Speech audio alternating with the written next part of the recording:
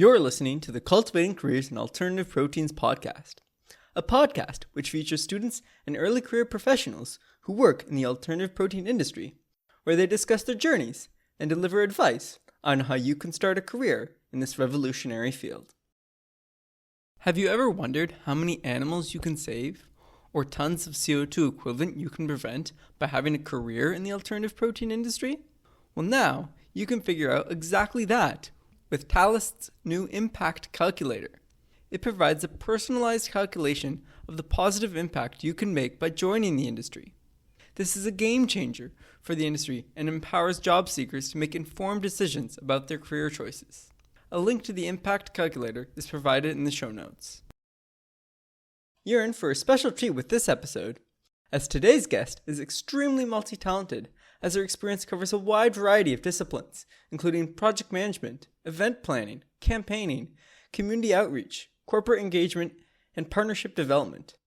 Angel Lee previously worked at Green Monday, which is the same organization that Erin from episode 8 worked for. Now, she is the Plenitude project manager and policy at Enough, which is the same organization that Luke from episode 10 works for.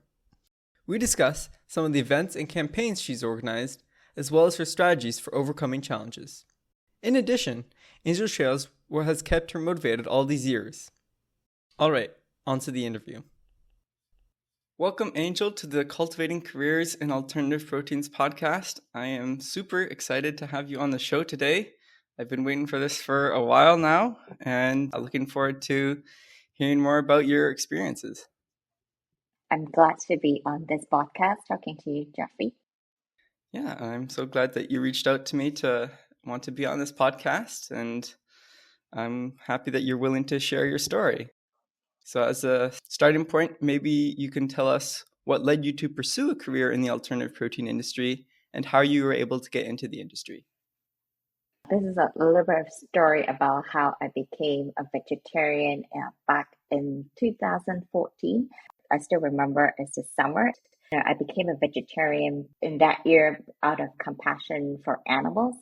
And then I started doing quite a lot of research about animal welfare.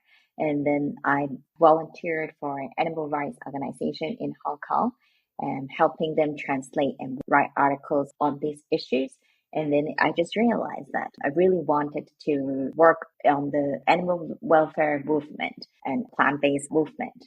So I realized that this is my calling. And then friend helped me pass my CV to David Young, who is the founder and CEO of Green Monday. You probably know that Green Monday is one of Asia's leading plant-based organizations.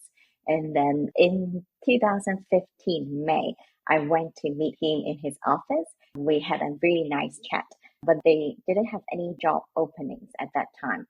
And then a few months later, I think it's September 2015, I reached out to him again, and I really wanted to work at his organization. So I reached out to him again, and very luckily, they just got funding for a 2-year community program in Hong Kong, and they were actually looking for a program officer.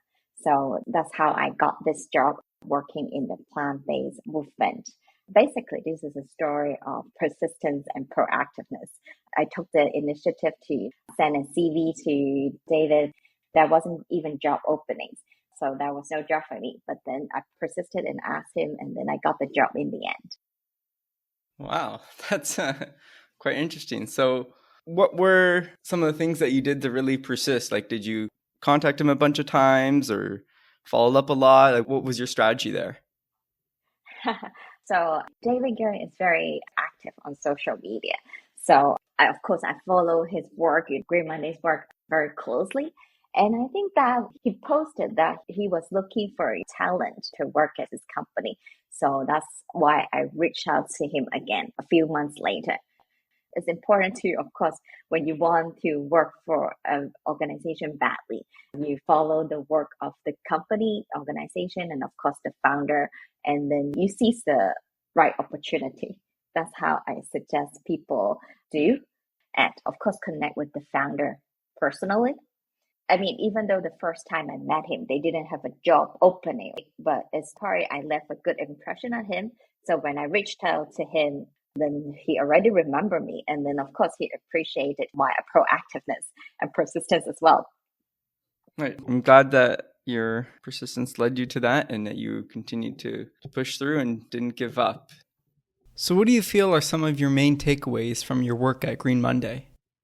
So working at Green Monday has helped me lay the foundation of other alternative protein jobs.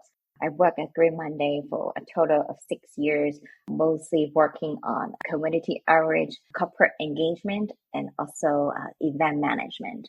And working at a startup has equipped me with a lot of skills because a lot of people working in this industry know that working at a startup, you have to be like a jack of all trades. You have to wear many hats. So I'm very grateful for this opportunity to work at one of the pioneering plant-based organizations where I got to learn a wide range of skills. Before joining Green Monday, I actually worked as a writer and editor for a publication in Hong Kong. So my background is in writing and editing. So working at Green Monday helped me learn a wide range of project management skills, event management skills, and of course, partnership development skills. These are all very crucial for a lot of jobs. Wow, it seems like you gained a lot of skills and insights from your experience there at Green Monday. I'm curious to know how that's helped translate to the role that you have now at Enough. I'm the Plenitude project manager and policy. Plenitude is a project funded by CBJU, Circular by Based Europe Joint Undertaking. So we got the funding to build one of the world's largest biorefineries producing microprotein in the Netherlands. And then we also work with 9 other partners to create fermented food and also fermented bio-based products. So this is a funded project. So there's a lot of financials, reporting, and budgeting. Yeah, that seems like a really good stepping stone in terms of your career. But I want to talk a little bit more about some of the skills that you've gained, specifically in the area of event planning, campaigning, community outreach, corporate engagement, and partnership development. Sure. So at Green Monday, I worked on events for corporates, schools, and also community. A lot of the events are quite similar, so I would just like to highlight one. So I created this campaign for a hotel group in Singapore. It's called Marina Bay Sands. So what I did is to curate a Green Monday campaign for their 10,000 employees. The campaign aimed at encouraging the employees to go plant-based at least on Mondays. So for this particular campaign, the approach we use is we have to raise the awareness of the environmental and health benefits of a plant-based diet because we might assume that a lot of people know about all this. Well, actually, a lot of people, in Asia, in Singapore, Hong Kong, they might still not be aware of this. So that's why we need to raise the awareness, kind of do the education part first. So that's why for this campaign, we organized some sharing sessions delivered by Green Monday's founder. This session was for 500 employees in one big hall. And then he talked about the benefits of a plant-based diet because you need to give people the context why we're doing this campaign. And then on the other hand, we need to give people solutions. I think quite a lot of movements, they might focus on raising awareness. And when people know going plant-based has a lot of benefits in terms of sustainability and health, but how can they go plant-based? I think that's also one crucial question. Why they're not inclined to go plant-based because they might not have the tools, they might not have the knowledge, or they just don't know how to cook plant-based, or they just don't have the accessibility. So that's why, on the other hand, for this campaign, we worked with the chef team of the staff cafeteria to increase the plant-based options on the menu, raising awareness and providing solutions. And of course, these days it's much easier because we have a lot of alternative protein products. They're very tasty, they're quite nutritious, and they're affordable. So that's why when we provide the solutions, we can incorporate them on the menu and then make the menu more enticing for the employees. That's one of the projects that I did at Green Monday. I am also very proud of this project because I look at the impact as 10,000 people. So that's a great impact from this particular campaign. And of course, when I said raising awareness, we also have an info booth at the hotel. And then we interacted with the employees. They might have questions, and then we can just answer them right on the spot. And of course, we created some communications materials around the staff cafeteria so that they know why we're doing this. But after all, we're just talking about food. So we also try to make it a little bit lighthearted, make it more fun sometimes. So we also organize some cooking workshops. We show them how to cook delicious, simple plant-based dishes. They had some fun and then they learned that, oh, okay, going plant-based actually does not compromise on taste. I think this is one major concern for many people because they might think that a plant-based diet is bland. So we like to show them in person how to cook delicious plant-based dishes. So that's why we also try to combine hard fats and also some lightheartedness. Awesome. Wow. That's quite the impressive project that you worked on there. Thanks. And I really like how you focused more on the how to transition to a plant-based diet as opposed to the why. Yes. I can also share a little bit more about the community program I worked on when I first joined Green Monday. That's 2015. So this community program aimed at helping people to cook plant-based. So this is a very practical program. For this program, we published 2 cookbooks with about 100 recipes, and also we produced 100 cooking videos. They are free on YouTube, and they have bilingual subtitles. Oh, excellent. I'll put links to those in the show notes. At Green Monday, I also helped with the grant applications, and I also was in charge of one of the community programs in Singapore. It's supported by the Singapore government with all kinds of funding. You need to do proposal writing, application, and of course, when you get the grant, you follow up on the deliverables, and of course, also the reporting and the budgeting. Yeah. And what has been your general approach to engaging with stakeholders for campaigning work, community outreach, and instigating institutional change? And feel free to give some examples. Yes. So just take the project I just shared at this hotel group for 10,000 employees. When we worked with the chef team, we just asked them to increase the plant-based options to 60 to 70%. We did not ask them to remove meat completely because we think that if you remove meat completely, all of a sudden, employees might have some pushback. They might not like it. And then they might just think, okay, why is my company having this campaign that takes meat away from us? Yeah. So we don't really encourage our corporate partners to do that because the change is too drastic. Yeah. People don't like to have things taken away from them. They'd rather if you add something in. Yes, yes. So maybe before we do that, a lot of work needs to be done to educate why we do it. But most of the time, corporates, they don't have the time. So that's why you can't just take meat away all of a sudden without education, without raising awareness.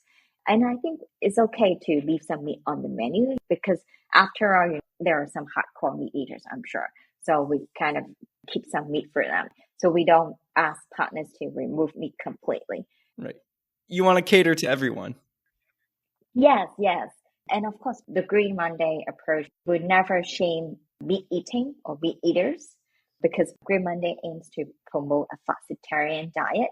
So that's why we will never shame meat eaters or meat eating because food is so cultural and personal as well. But of course, I encourage them to go plant-based more often for the environment and for their health. But I don't like to use a very activist approach like, oh, meat eating is bad, is evil. That's not my approach or Green Monday's approach. And then another approach is we make it accessible, make it interactive, make it for fun. Of course, we read about all this climate crisis news quite often. For you and me, we work in the industry and we read a lot about this. And of course, it's quite depressing to read this news sometimes. And then it gives people climate anxiety. So that's why we want to make food more fun. At an event 2 weeks ago in Brussels, when people ask me what this is, the abundant microprotein, I actually did not explain, oh, this is much less resource intensive, this is better for the environment. I just asked them to try it and then tell me what they think about it. And so I think it's also, instead of bombarding people with lots of depressing figures, we can just let them try it and then see for themselves. Mm-hmm. Of course, there were some skeptics who were hesitant to try it. I encouraged them to have an open mind. And then we started to have a conversation about this type of protein, plant proteins, fermented proteins, and then make it less preachy. I think would be a good approach.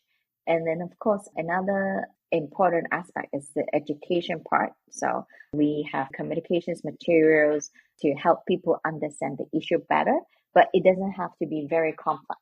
It can be just one simple infographic because you don't want to overwhelm people with lots of figures. Of course, just with the IPCC report, we have lots of figures, but we don't want to overwhelm the general public with these things. So we present them in easily digestible format. Yeah, sounds like a lot of work that you've done, and I'm sure you've had a lot of challenges that you've had to face. What were some of those challenges that you faced in achieving those goals, and what were the strategies to overcome those challenges? But I think one obstacle is that occasionally it was challenging to convince some corporate partners not to worry too much about employees' feedback. Because I think some companies, they might be a little bit more conservative because, of course, they wanted their colleagues to be happy. So they were a little bit more cautious when it comes to the campaign. So they might not want us to push for the 60 or 70% plant-based options on the menu.